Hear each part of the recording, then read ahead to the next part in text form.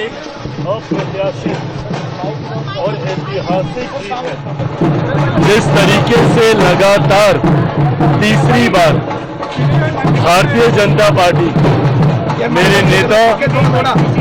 हमारे देश के प्रधानमंत्री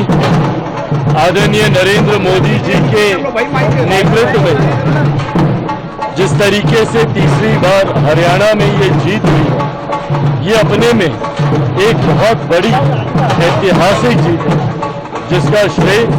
मेरे प्रधानमंत्री जी के नेतृत्व को जाता है, आदरणीय गृह मंत्री अमित शाह जी की नीतियों को जाता है, आदरणीय जेपी नड्डा जी की संगठन क्षमता को जाता है। इसका श्रेय मुख्यमंत्री सैनी जी को जाता है और सबसे बड़ा इसका श्रेय हरियाणा की जनता को जाता है, जिन्होंने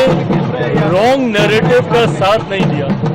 जिन्होंने विपक्ष खासतौर पे कांग्रेस के द्वारा फैलाए जा रहे दुष्प्रचार का साथ ना देते सही मायनों में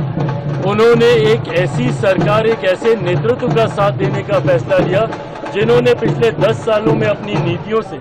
हरियाणा को आगे लेकर जाने का काम किया। और ये विश्वास एक सहयोगी साथी होने के नाते एनडीए की तरफ से मैं दिलाता हूं कि अगले 5 सालों में भारतीय जनता पार्टी के नेतृत्व वाली ये सरकार हरियाणा के लोगों की उम्मीदों पर 100% खरा उतरेगी, ये वादा करता है। झारखंड महाराष्ट्र में भी असर पड़ेगा इन चुनाव का? बिल्कुल पड़ेगा, और झारखंड और महाराष्ट्र में ही नहीं, जिस तरीके से प्रधानमंत्री जी के नेतृत्व में देश भर ने विश्वास जताया, ये अपने में कोई सामान्य परिस्थिति नहीं है कि तीसरी बार देश में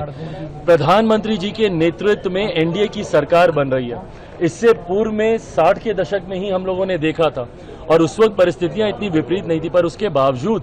एनडीए को इतना बड़ा बहुमत लोकसभा के चुनाव में मिला। ये प्रधानमंत्री जी के प्रति देश की जनता का विश्वास है। उसी विश्वास को हरियाणा में दोहराया गया, जहां पे तमाम राजनीतिक पंडितों के द्वारा एक तरफा ये पहले से ही कह दिया गया था कि शायद कांग्रेस की ही सरकार बनने जा रही है, पर उसके बावजूद एनडीए भाजपा की जिस तरीके से हरियाणा में सरकार बनी, यही परिणाम आप झारखंड में भी देखेंगे। 23 तारीख को शायद झारखंड में रिजल्ट आ रहे हैं, 23 नवंबर को आप वहां पर भी देखेंगे, महाराष्ट्र में भी देखेंगे, उसके बाद दिल्ली, और अगले साल इस समय बिहार में भी चुनाव हो रहे होंगे, उसमें भी एनडीए की जीत सुनिश्चित है, कहीं कोई संदेह नहीं।